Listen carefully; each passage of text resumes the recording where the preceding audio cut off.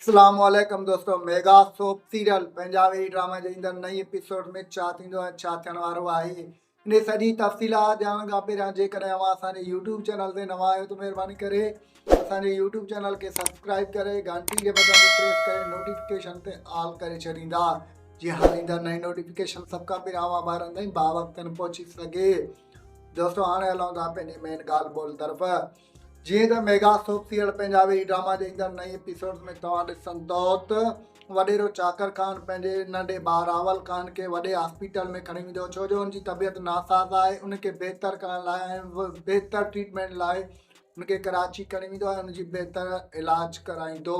ॿिए तरफ़ तव्हांखे ॾिसण वॾा मिलंदो त सावल यानी सावल पंहिंजे पूरी तयारी करे छॾींदो, छो जो हुनखे वॾेरो चाकर ख़ान चई वियो आहे त ॿिए बार जॾहिं बि मां ईंदुमि पंहिंजो कफ़न वठी छॾिजां ऐं पंहिंजी तयारी करे छॾिजां।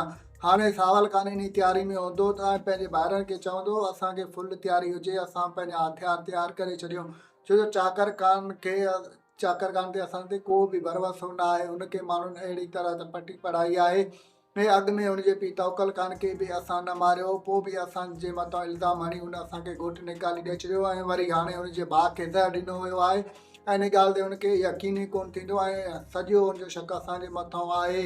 ॿिए तरफ़ तव्हांखे ॾिसण वटा मिलंदो त जाबिर ख़ान चाकर ख़ान जी माउ यानी नंढी माउ मासी वटि वेंदो, उनखे चवंदो जेकॾहिं तव्हां चवंदो त मां हिते जेको आहे सो वॾेरो चाकर ऐं उनजे नंढे भाउ रावल खे हिते ख़तमु करे छॾियां। उनखे वॾेरी चवंदी न, तूं ईअं कॾहिं बि ग़लती न कजां, जेकॾहिं तूं ईअं कयो त इन वॾे त पुलिस जो सॼो शक असांजे मथां हूंदो ऐं असां फासी वेंदासीं। दोस्तों असांजो रिपोर्ट अव्हांखे कीअं लॻो, जेकॾहिं पसंदि आयो हुजे त महिरबानी करे पंहिंजो क़ीमती राय ज़रूरु ॾींदा असांखे इजाज़त रखंदा। पंहिंजो ख़्यालु। अल्लाह हाफ़िज़। Thanks for the watching. Javed Ali जलालानी।